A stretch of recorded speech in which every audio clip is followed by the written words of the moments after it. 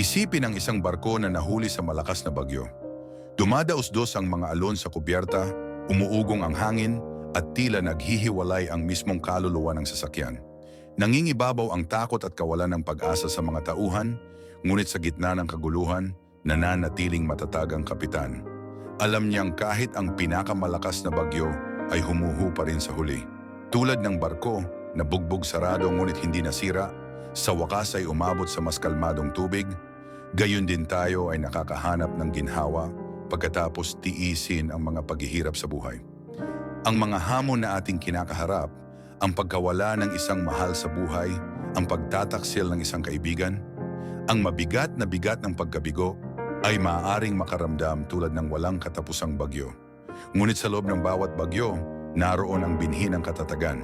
Tulad ng barko na natututong mag-navigate sa mapanganib na dagat, maaari rin tayong matuto at lumago mula sa ating mga pakikibaka. Ang hirap, bagamat masakit, ay maaaring magpapanday ng lakas. Palalimin ang ating empatya at ihayag ang mga nakatagong reserba ng tapang. Kaya kapag itinapon ka ng buhay sa isang bagyo, alalahanin ang matatag na paniniwala ng kapitan. Humawak ng mahigpit sapagkat lilipas din ang bagyo at ang kalmadong tubig ng ginhawa ay sa wakas ay lilitaw sa abot-tanaw.